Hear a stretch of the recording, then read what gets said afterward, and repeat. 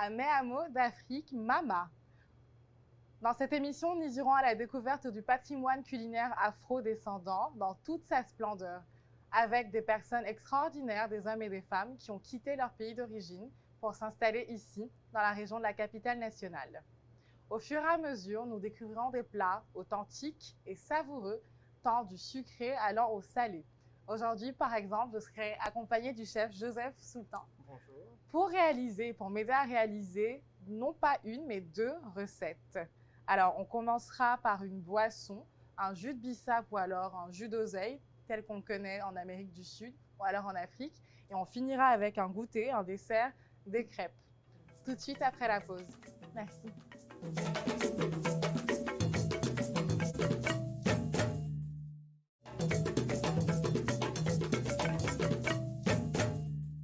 Et nous voici de retour pour préparer nos 2 plats, nos 2 recettes, donc à savoir le jus de bissap ou le jus d'oseille et les crêpes sucrées. Oui, c'est bien ça. Alors, chef Sultan, par quoi est-ce qu'on devrait commencer? Alors, on va commencer par tout d'abord notre hibiscus. Donc, notre hibiscus qui est là séché, hibiscus rouge.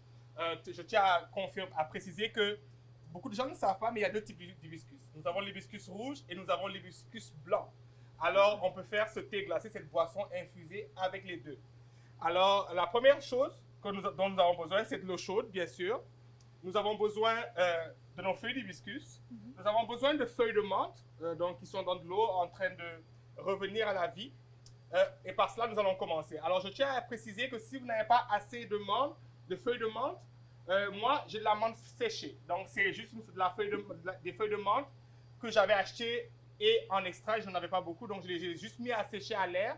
Et là, ça me fait une provision de menthe, juste au cas où je suis en manque de feuilles de menthe fraîches. Alors, la première des choses, c'est rincer. Donc, Ama, je vais te demander de rincer les feuilles. Parfait. Donc, on veut rincer nos feuilles. On a déjà notre eau qui est en train de bouillir ici. Donc, on va la laisser bouillir et ensuite de cela, nous allons infuser notre hibiscus et nos feuilles de menthe. On voit déjà une belle couleur rouge. Oui, lorsque ça va déjà commencer à s'infuser. Parfait. Alors là, notre eau a chauffé, est en train de bouillir et à ébullition. Donc, je vais juste mettre mes feuilles. Et tu vois que déjà, quand je les mets, elles commencent à bouillir. Et le processus, le but en fait, c'est de la faire bouillir, de ne pas la faire bouillir. C'est comme une infusion. Donc, qu'est-ce que moi je fais? Dès qu'elle arrive à ébullition, je vais l'arrêter. Je vais mettre mes feuilles de menthe et je vais laisser reposer. Donc là, je suis presque arrivé à ébullition. Donc, je vais essayer d'avoir une grosse ébullition. Et là, je vais mettre mes feuilles de menthe entières. Donc, pas d'inquiétude pour les feuilles de menthe, car nous allons ensuite les filtrer, donc les passer à l'aide d'un tamis. Alors là, ce que je vais faire, je vais ajouter quelques feuilles de menthe. Et on va laisser le tout.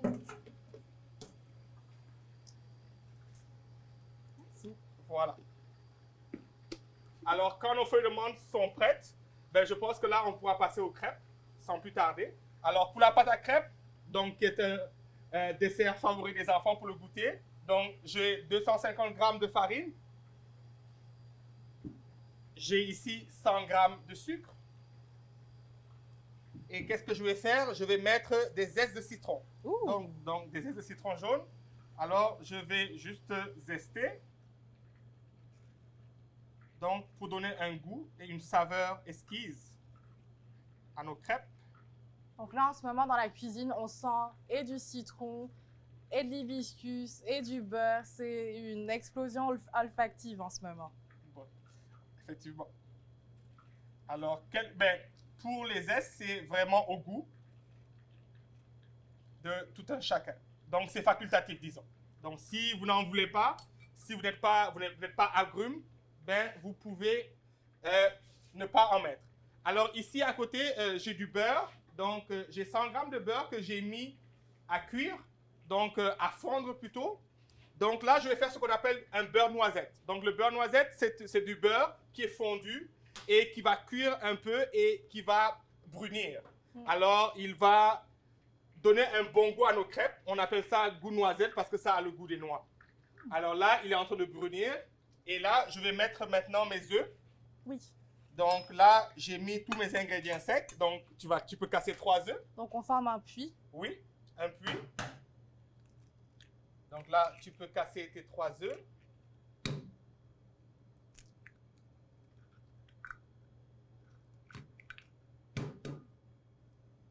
Tiens, attention à ne Parfait. pas mettre de coquilles. Très important. Et alors là, maintenant, on va mettre 100 ml de lait. Pour les personnes qui sont intolérantes au lactose, est-ce qu'on aurait un palliatif? Oui, ben, si vous êtes intolérant au lactose, ben, avec le lait de soja, ça va très bien. C'est sûr que la texture sera un peu différente, mais ça le fait. Ça le fait. Donc, lait de soja, lait d'amande, ça le fait très bien. Alors là, quand on va commencer à incorporer les ingrédients, donc on veut le faire le plus rapidement possible pour éviter les grumeaux. Donc là, on va fouetter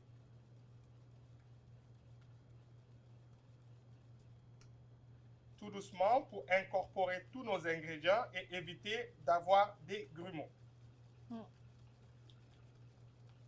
Et donc c'est à la toute fin qu'on met le beurre pour sceller. Oui, c'est ça. C'est à toute fin qu'on va mettre le beurre pour sceller tous nos ingrédients ensemble. Je vois que vous avez 2 fioles de liquide ici. Oui, ben là ici, ça c'est de l'essence d'amande que je vais mettre après pour aromatiser mes crêpes. Et puis à côté, nous avons un sirop d'ananas. Donc ça c'est pour l'hibiscus. Donc un sirop d'ananas qui est fait localement, qui est fait maison. Mais la recette, je la garde pour moi. Bon, c'est bon. C'est ça. Je vais essayer de vous revenir avec la recette d'ici la fin de l'épisode. Ben, il faudra payer beaucoup d'argent. Ben là, quand je dis je la garde pour moi, c'est pas c'est très simple. C'est de la. Ben, je te donnerai la recette après. Ça restera un secret entre nous. Ça marche. Il n'y a aucun gruau en ce moment. Non, c'est ça. Donc là, les grumeaux, c'est vraiment le but, c'est de fouetter uniformément et puis de commencer tout doucement et puis de rester consistant. Environ combien de crêpes est-ce qu'on pourra avoir avec cette préparation? Je dirais, dépendamment de la taille, une douzaine de crêpes. Une douzaine de crêpes. Si c'est de grandes crêpes, de larges crêpes, de plus petites crêpes, on peut aller jusqu'à 20. Je dirais pas 24, mais 20. Yum. Donc là, maintenant, notre pâte est prête. Et là, maintenant, nous avons notre beurre noisette. Oh, je vais juste prendre un torchon. Est-ce qu'il faudrait aussi mettre la fleur d'oranger dans la pâte aussi? Non, la pâte, non. La fleur d'oranger, ce sera pour l'hibiscus. Magnifique. Et donc, je vous rapporte votre torchon. Merci. Donc, un gant, torchon. Parfait. Alors là, on va prendre nos gants. Et puis là, je vais vous laisser fouetter pendant que j'incorpore le beurre noisette. Okay. Ouh, ça sent extrêmement bon. C'est ça. Là, j'imagine qu'on aura des crêpes dorées. Oui, des crêpes dorées avec une saveur noisette. Disons noisette, noisette c'est le terme que nous utilisons, mais peut-être que les gens vont me dire, je ne sens pas la noisette, mais c'est quand même un bon goût. Et là, maintenant, j'ajoute ma vanille pour terminer le tout. Voilà. Parfait. Alors là, notre pâte est prête. Okay. Donc là, on va la laisser reposer un tout petit peu. Et puis là, on va venir observer. Je vais encore prendre, excuse-moi. On va essayer de ne pas perdre les zestes de citron lorsqu'on enlève le fouet. Parfait. Donc là, je regarde mon jus d'hibiscus. Il a bien infusé. Je vois l'infusion. Elle est parfaite. Alors là, maintenant, ce que nous allons faire, nous allons passer au filtrage. Donc, on va filtrer notre hibiscus. Donc là, nous avons à l'aide d'un tamis ou une passoire. Oui. Donc là, maintenant, je vais filtrer mon hibiscus. On a un petit récipient ici. Est-ce que ce sera assez? Non, il faudrait quelque chose de plus grand. Je vais le chercher. Parfait.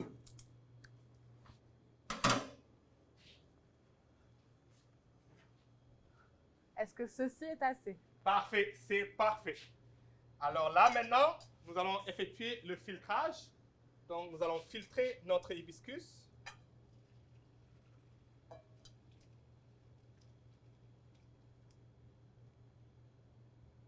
Ouf. Et là, vous voyez, ben là, on a une assez grosse quantité. Et là, vous allez vous rendre compte que là, la première infusion, moi, ce que je fais des fois, je peux rajouter de l'eau et puis refaire une infusion. Donc, l'infusion sera un peu moins concentrée, mais c'est toujours du jus de bissap. Donc, ça, c'est les recettes grand-mère. Les grand-mères, elles ne veulent rien perdre. Donc, on infusait l'hibiscus le plus que possible. Donc là, maintenant, qu'est-ce que nous allons faire? On va laisser notre hibiscus reposer, qui est très, très chaud. On va le laisser refroidir.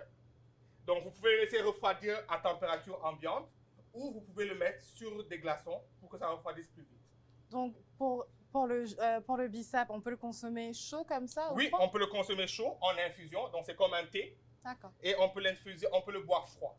Donc, en général, nous, au Sénégal, on le boit froid. Okay. Donc, mais dire aussi que l'hibiscus rouge est très, très bon pour ceux qui souffrent d'hypertension. Donc, des fois, les personnes qui souffrent d'hypertension peuvent en boire et ça a tendance à descendre la tension. Mais attention, il ne faut pas trop en abuser parce que ça peut passer de l'hyper à l'hypo très vite. Avec modération. Donc. Avec modération. Mais c'est sûr que si on souffre d'hypertension, l'hibiscus, comme ça en infusion ou même froid, c'est très, très bon. Si vous venez du Mexique, vous devez sûrement être familier puisque je pense, de ce côté-là du monde, cette recette s'appelle agua de Jamaica. Je ne sais pas trop pourquoi, mais... Okay, parfait. Parfait, parfait. Alors là, maintenant, nous allons commencer nos crêpes. Donc là, j'aurai besoin d'une louche. Donc là, j'ai ma poêle ici. On va l'allumer. Parfait. Et la louche. Et la louche, parfait, merci. Parfait, merci beaucoup. Et c'est sûr qu'on en aura besoin d'une deuxième aussi pour notre hibiscus quand il va refroidir. Donc là, parfait, merci. Alors ici, pour nos crêpes, nous allons commencer avec du beurre. En général, c'est sûr que de nos jours, on utilise des poêles anti-adhésives. Oui. Ce qui fait qu'on n'a pas trop de difficultés avec le fait que nos crêpes collent. Mais moi, je conseillerais toujours de commencer en graissant, donc en mettant une matière grasse sur notre poêle pour éviter d'avoir des surprises. Alors, à l'aide d'un pinceau, donc là, on badigeonne bien. Donc, la parfaite combinaison. Donc, on a jus et goûter. C'est ça. Crêpes. Voilà. Donc là, on va laisser encore notre... Quand on a mis notre gras, on va laisser notre poêle chauffer. Parce que là, on vient d'y ajouter un élément liquide. Un élément froid, plutôt, excusez. Donc, quand notre poêle sera bien chaude, là, on pourra commencer nos crêpes. Et alors là, allez, vas-y. De toute façon, j'ai l'impression que la première crêpe est toujours ratée. Oh non, c'est pas toujours. Non? C'est sûr qu'il y en a qui disent que c'est raté. C'est vrai qu'on arrive à rater, mais je pense qu'avec l'expérience, c'est rare qu'on rate la crêpe. Mais j'espère que moi, je ne la raterai pas. Bon, je vais chercher une assiette pour ça alors. Merci.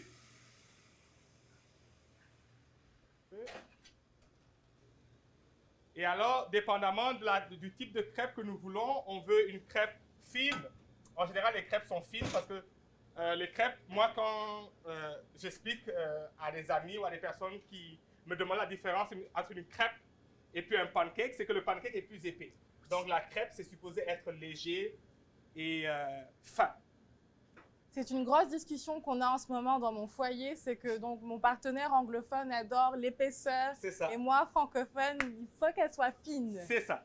Donc, c'est normal, c'est normal. C'est les cultures, c'est la différence. En parlant de culture, justement, donc Mama vous retrouvera après la pause avec nos crêpes prêtes et notre jus de bissap refroidi. À tout de suite.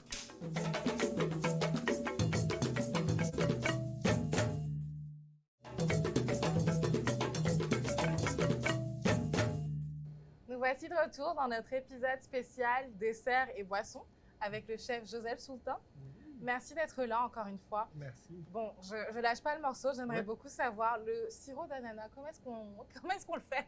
Alors, le sirop d'ananas, c'est quelque chose de très très simple. Alors, quand on ne s'en rend pas compte, mais quand nous épluchons l'ananas, nous avons tendance à nous débarrasser des plures. Alors, moi, le conseil que je donnerais à tout le monde, c'est de prendre les pelures. Quand on a nettoyé notre ananas, prendre les pelures, les rincer, même si on a déjà lavé notre ananas, le rincer, le mettre dans une casserole avec de l'eau, partir à ébullition. Ensuite, le filtrer et mettre du sucre et réduire.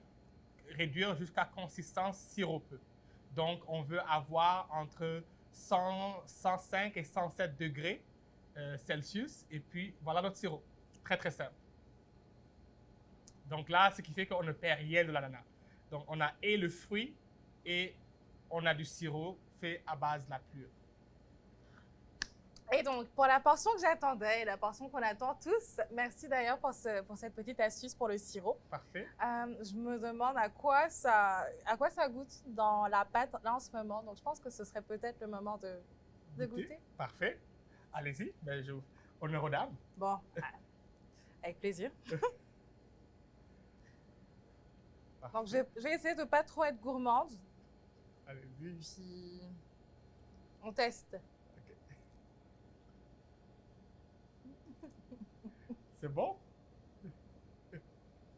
C'est trop bon! Parfait. Plaisir. Je suis content que ça goûte bon. Wow! Ça goûte bon. Et... Je retourne en enfance. Wow, merveilleux. C'est bon. C'est ça le but. Je me souviens, en fait, petite, je participais souvent à des kermesses. Et pendant des kermesses, comme des potlucks, il faut rapporter un plat, de la nourriture à partager avec d'autres personnes. Et le plus facile pour moi, c'était des crêpes. Donc, ça me ramène à cet instant-là. Sauf que je n'aimais pas partager mes crêpes, moi, contrairement au chef Joseph. Moi, je partage. Je suis quand même généreux. J'essaie. D'ailleurs, cette nature généreuse me ramène à votre parcours entrepreneurial. Parfait. Avec Chef Factory. Oui. Comment vous vous êtes dit, à un moment donné, moi, j'aimerais vivre de mon art culinaire? C'est sûr qu'à un certain moment, quand je suis arrivé, moi, le but à mon arrivée au Canada, c'était de faire de la cuisine moléculaire. J'étais vraiment j'étais amoureux, disons, de la cuisine moléculaire. Je voulais faire tout ce qui était nouveau. Je voulais quitter le traditionnel parce que j'aime pas tout ce qui est la tradition. J'aime innover. Je suis peut-être, on dirait, je sais pas. On me dit que je suis peut-être un peu, comme les Américains disent, les Anglais disent too much. Alors, ce qui fait que je voulais développer. Je voulais quelque chose de nouveau. Je voulais ramener quelque chose que les gens ne connaissaient pas vraiment. Alors, en faisant le cursus, en faisant le cours, durant mes études scolaires, collégiales, je me suis rendu compte que la cuisine moléculaire, c'était pas pour moi. Alors, je me suis dit, là, on va aller à la cuisine normale. Donc là, je me suis mis dans la cuisine, bien que j'ai un diplôme en gestion culinaire option pâtisserie. Okay. Donc moi, j'ai pu pousser vers la pâtisserie après la cuisine moléculaire. Mais en faisant mon stage, je me suis rendu compte qu'il n'y avait pas beaucoup de, disons, beaucoup d'emplois au niveau de la pâtisserie. Alors, je me suis tourné vers la cuisine, ce qui a fait que j'ai fait mon cursus en cuisine, tout d'abord dans une cuisine arborigène et après dans une cuisine écossaise. Donc, avant de revenir à la cité collégiale en tant que technicien en gestion culinaire. Et c'est pour cela que je me suis dit que la cuisine, c'est ce que j'aime. C'est ce que j'aime et j'aime cuisiner pour tout le monde. Alors, quand j'ai des cérémonies avec mes amis, je suis la personne qui va s'occuper, disons, de la traitance, de la cuisine. Alors là, mon épouse m'a dit, pourquoi pas te lancer? Et même mes amis m'ont dit, mais il serait temps que tu t'y mettes. C'est bien beau de cuisiner gratuitement, mais là, il faut commencer à cuisiner et essayer de vivre de ton art. Surtout en tant qu'immigrant et surtout que les restaurants sénégalais, la gastronomie sénégalaise n'est pas très présente, disons, en Ontario, à Ottawa. Et c'est comme ça que je me suis lancé durant la pandémie. Comme je le disais, j'hésitais beaucoup, mais la pandémie est venue me montrer que c'était le moment. Et c'est là que j'ai parti Chef Factory. Vous avez un bagage culinaire c'est un portefeuille, oui. C'est un portfolio qui part du dessert à la cuisine écossaise. Donc, vous savez préparer du haggis. Le haggis, on ne le cuisinait pas. Malheureusement, j'ai la recette, mais ici au Canada, on n'est pas autorisé à le faire. Parce que nous travaillons avec, le haggis est travaillé avec beaucoup de boyaux. Et alors, les boyaux, ça nécessite un certain règlement pour la manipulation. Donc, ce qui fait que nous commandions toujours le haggis. Mais le haggis, c'est l'un de mes favoris. J'aime le haggis. Oh mon Dieu. C'est très, très bon, ça. Bon, Ben, moi, ça me va. Ouais. Je vois aussi que dans votre parcours, il y a eu l'influence de personnes qui ont cru en vous, oui. qui ont énormément cru en vous et qui vous Beaucoup. ont poussé à vous dévoiler aux autres. Oui. Si vous étiez à remercier quelques-unes de ces personnes, qu'est-ce que ce serait? Ben, tout d'abord, la première personne que je vais remercier, c'est mon épouse. Parce que derrière Chef Factory, elle est toujours là. Donc, c'est elle qui goûte. C'est elle qui me corrige. Mon premier critique, c'est mon épouse. Ouf. Donc, Doris, merci beaucoup. Bisous, je t'aime. Alors, donc, c'est vraiment elle, mon premier critique, et c'est elle qui m'aide beaucoup. Et en dessous là, il y a mes amis, les amis de longue date que je salue aussi au passage. Ils se reconnaîtront s'ils suivent notre émission. Et puis, il y a ma famille que j'appelle la famille spirituelle. Donc, eux aussi se reconnaîtront. Donc, c'est tous mes frères et sœurs de l'Église et mon père spirituel aussi. Alors, toutes ces personnes sont des personnes qui m'ont aidé et qui m'ont guidé et qui me soutiennent beaucoup. Ce sont mes premiers clients. Alors, il ne peut pas y avoir, je ne peux pas faire un menu où il n'y a pas une semaine où ces amis, ces personnes ne commandent pas. Oh. Donc je ne peux que leur dire merci. Mais bien sûr, bon, mon père qui est au Sénégal et ma mère, ils me suivent de toujours très loin et puis ils me soutiennent aussi beaucoup. Alors, moi, je dis merci à tout le monde. C'est vraiment ce que je peux dire parce que c'est très, très important. Pour un jeune homme noir, africain de surcroît, qui quitte son pays pour arriver ici et puis se dit « ma vie sera faire de la nourriture Oui. ». Est-ce que vous avez eu des préjugés? Non, je n'ai pas eu de préjugés parce qu'ici, ici, on a cette chance. Donc, en Amérique du Nord, il y a cette chance où les chefs, ce sont des hommes. C'est sûr que si je vous dis que je suis arrivé ici très facilement pour faire de la cuisine, je dirais non. Ma mère était la première à refuser. Elle ne voulait pas. Ma maman voulait que je sois un docteur. Mais moi, je ne suis même pas capable de voir une aiguille. Alors, je ne sais pas comment j'aurais fait pour être ce docteur ou cet infirmier. Et alors, il a fallu qu'une de ses sœurs lui dise, mais il y a des écoles, c'est un métier noble. Il faudrait le laisser partir. Et c'est grâce à cela que je suis parti. Donc, les préjugés, je dirais que c'était beaucoup plus en Afrique qu'ici. Ici, il n'y a pas ce préjugé parce que tout le monde cuisine, tout le monde veut cuisiner. Et puis, on n'a pas ces aides que nous avons en Afrique. Nous n'avons pas les ménagères, nous n'avons pas les cuisiniers.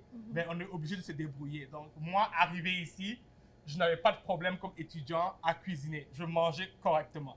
Donc, et je cuisinais même pour mes amis. Alors, j'aurais aimé avoir un ami comme c'est ça. Donc, je cuisinais et puis pour la semaine et puis on mangeait ensemble. Ils faisaient leur épicerie, ils venaient me déposer, je cuisinais et puis ils venaient récupérer leur nourriture. C'est ça. Donc, ici, franchement, je n'ai pas eu de problème. J'ai pas eu de problème. J'ai pu m'intégrer très, très facilement.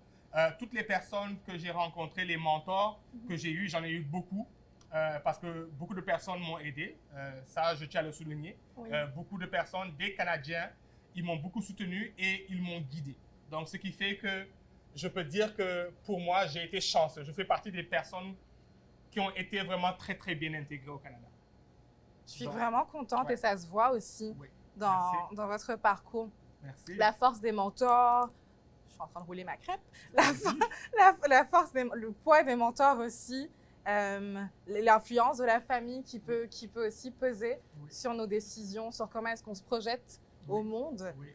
Et je retiens aussi la question des genres. Parce que donc, vous quittez un pays ou une culture qui est très genrée. Oui. Vous arrivez ici et finalement on vous dit ce truc de la femme seulement dans la cuisine, l'homme pas du tout, ça n'existe pas. Vas-y, fonce et puis crée ta chose. C'est ça. Et vos mentors, quelle est je suis curieuse de savoir le proverbe ou l'anecdote ou le conseil qu'on vous a donné qui reste ancré en vous jusqu'à présent? Le proverbe que je garde toujours, ça c'était mon patron, que je salue au passage, donc Kenneth Goodhue. Donc lui qui est canadien, mais qui est propriétaire d'un restaurant, Highlander Pub, où je travaillais, qui a fermé. Maintenant, il est à Dickens, sous la rue Elgin. Alors, il m'a toujours dit, parce que j'étais beaucoup stressé, parce que je suis un perfectionniste de nature, j'aime que les choses soient vraiment bien faites. et j'étais toujours stressé. Alors, c'est quelqu'un qui m'a aidé et il m'a dit, il le disait en anglais, mais je vais essayer de le traduire en français. Et parce qu'il savait que j'étais quelqu'un de très spirituel, il m'a dit, Dieu ne te donnera ne mettra jamais sur ton chemin des obstacles que tu ne peux franchir. Alors, à chaque fois qu'il me dit ça, à chaque fois qu'il me disait ça, ben, ça me calmait. Et c'est quelque chose que je garde toujours et que je donne même, et que je donne à mes connaissances et même à mes amis. Je leur dis, ben, si Dieu te permet d'évoluer comme ça, ben, s'il met tous ces obstacles sur ton chemin, c'est parce qu'il sait que tu es capable de les surmonter. Alors, je lui dis merci parce que ça m'a beaucoup aidé. Ce dicton, à chaque fois, il me le disait, il me regardait, il me dit Joe. Et puis, quand je dis, OK, I know. Donc, c'est vraiment cela. Retenez alors que vous êtes qualifié. Vous êtes qualifié et si vous avez cette vision, c'est-à-dire que vous êtes capable de la réaliser. Oui. Et sur ça, j'irai santé. Merci, santé, à bientôt. À bientôt. On en mange tout le temps. Dans ma tribu, on appelle Tétéla, parce qu'il y a plusieurs tribus en République démocratique du Congo. Et moi, je suis Tétéla. Donc, on est tout le temps en train de manger le pondou. Mais cette recette, par contre, c'est plus dans la tribu de ma mère. Les Koussou, c'est un peu comme, c'est comme les Tétéla, mais d'une autre région. Okay? Et eux qui ont cette recette avec beaucoup de mélange, mais par contre, les Tétéla, c'est vraiment simple qu'ils le font. Donc là, c'est vraiment du côté de ma mère que j'ai eu cette recette-là et le goût de le faire comme ça.